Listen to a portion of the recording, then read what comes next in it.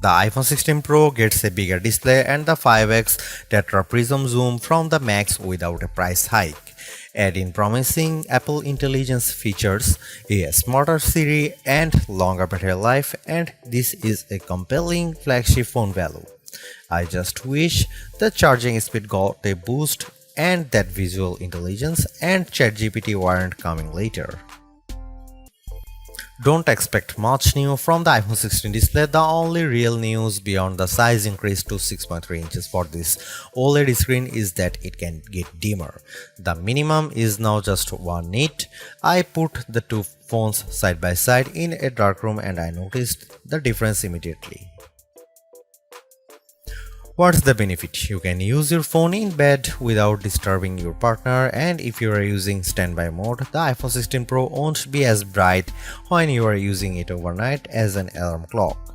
Otherwise, you get the same 120Hz refresh rate on this Pro Motion display and the same max brightness. Apple claims a peak brightness of 2000 nits outdoors and 1600 nits for HDR content. We simulate outdoor conditions with a flashlight and the iPhone 16 Pro reached 1553 nits. That's higher than the Galaxy S24 Ultra but way behind the Google Pixel 9 Pro. Apple has added a new button to the iPhone 16 Pro, but it's not technically a button. The camera control is a recessed capacitive switch that provides haptic feedback. Press once to launch right into the camera and press again to snap a photo. It's simple and works well in landscape and portrait mode. I found it easy to launch straight into the camera and I like that you can press and hold the camera control to record a video. Though, if you take your finger off the button, the video stops. I wish you could customize that. The camera control has a lot of tricks, including the ability to zoom in and out by sliding your finger left and right on the button, and a soft double press launches a mini menu. You can scroll through to tweak things like exposure, depth, and choose photographic styles. There's a learning curve to camera control, but I'm glad that it's an option. Plus, this frees up the action button on the left side of the iPhone 16 Pro for programming other shortcuts. The iPhone 16 Pro has a few key upgrades that I appreciated during my testing. There's a sharper 48MP ultra-wide camera, a faster 48MP main fusion camera with zero shutter lag, and the 5x tetra prism zoom borrowed from the Pro Max series. In addition, photographic styles are integrated directly into the Camera and Photos app, so you can change skin undertones and the mood effect of your photo on the fly. Plus, you can tweak it after the fact. To test the iPhone 16 Pro's faster performance, I had my son take a photo of me shooting a jump shot side by side with the iPhone 15 Pro, and the result is brighter and more detailed image. How does the iPhone 16 Pro compare to the best camera phones? I shot a number of pictures using the iPhone 16 Pro alongside the Samsung Galaxy S24 Ultra and the Google Pixel 9 Pro XL to find out. I put the ultra-wide camera to the test on the iPhone 16 Pro with this shot of a beach and Apple comes out on top. The colors are more natural through the iPhone versus the Galaxy S24 Ultra, and Samsung's peak looks distorted on the right side by the flowers. Here are some camera samples of iPhone 16 Pro.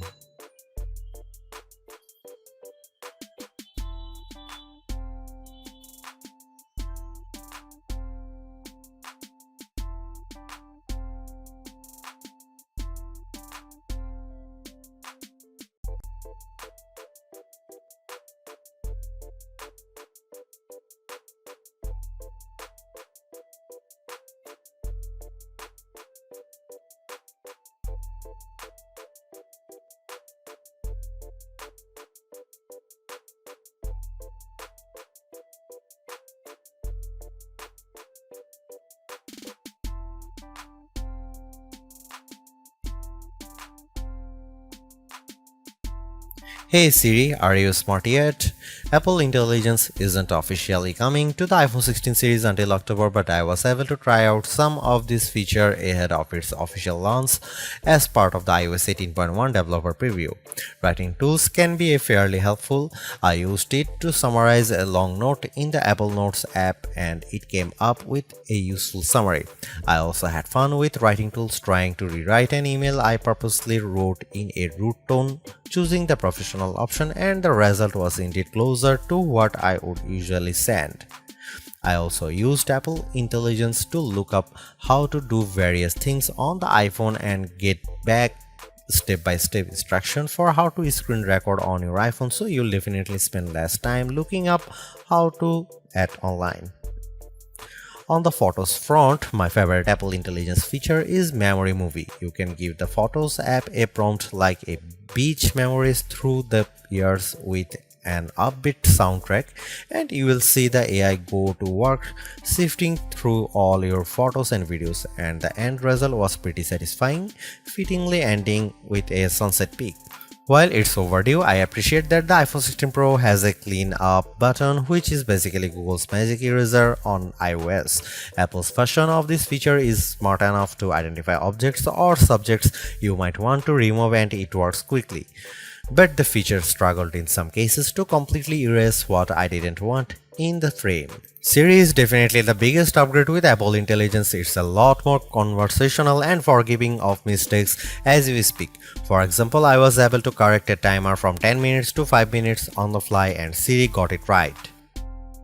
The new Siri in Apple Intelligence is also better with follow-up questions. For example, I could ask about the weather today and then say, how about the rest of the week?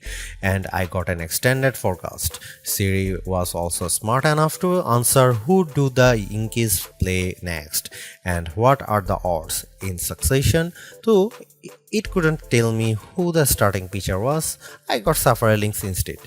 Another plus is that you can talk to Siri just by typing. You tap the bottom of the iPhone 16 Pro to enter your query, which comes in handy when you can't talk. Siri is definitely getting better, but it doesn't have that wow factor that you will experience with Gemini Live Voice or GPT-40 Voice, where it feels like you are having a real conversation with a chatbot.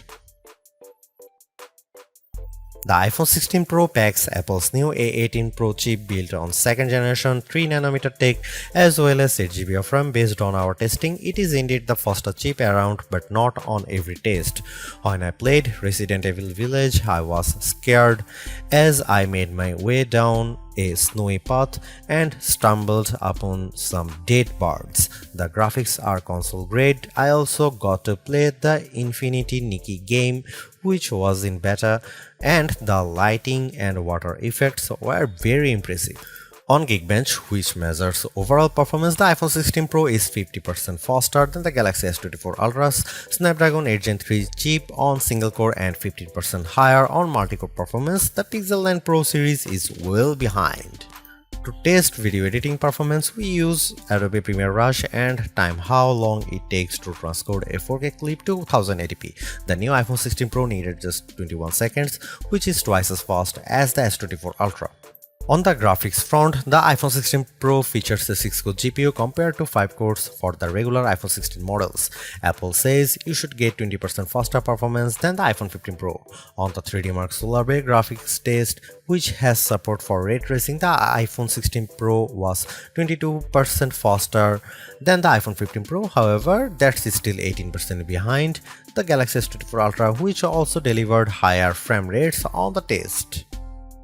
The iPhone 16 Pro Max features a new internal design with a graphite-clad aluminum substructure that's supposed to result in 20% better sustained performance. To test this claim, we ran the 3D Mark Wildlife stress test for 20 minutes. The iPhone 16 Pro turned in a stability score of 66%. It hit a higher overall loop score than iPhone 16 Pro Max but had a bigger drop-off. The Galaxy S24 Ultra's score was worse at 60.4%. Interestingly, the iPhone 16 Pro Max turned in a stronger stability score of 84%, which is better than the 75% from the iPhone 15 Pro Max. The iPhone 16 Pro gets a bigger battery life boost thanks to a larger battery and other efficiencies.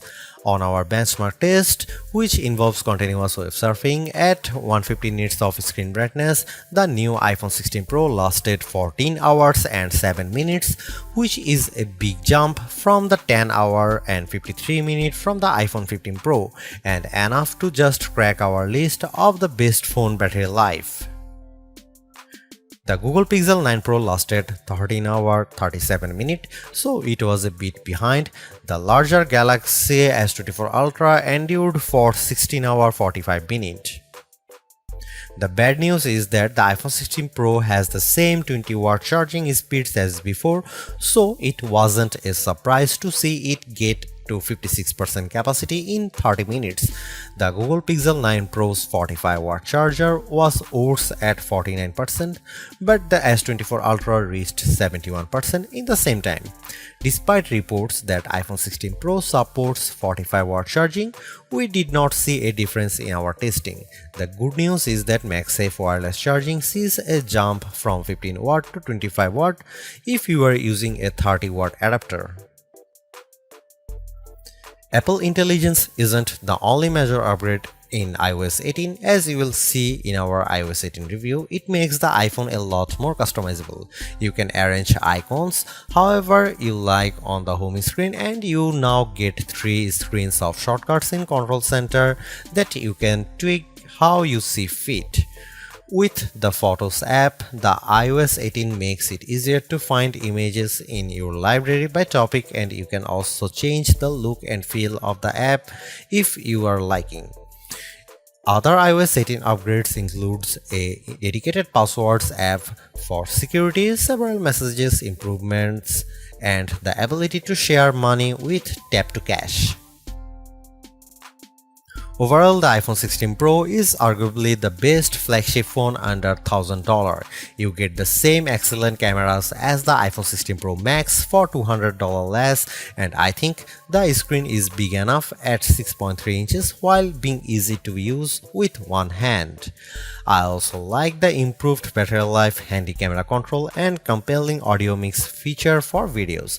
The Apple Intelligence capabilities such as writing tools, the new Siri, and cleanup show promise, but some of the more exciting features like ChatGPT integration, image background, and the Google Lens like visual intelligence are coming later.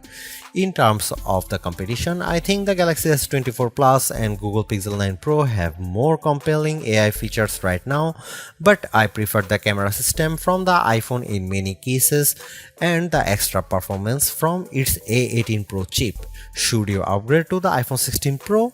If you have an iPhone 13 Pro or older phone, I'd say yes. And if you have an iPhone 14 Pro, I'd say wait to see how well Apple Intelligence works once it fully rolls out before you buy.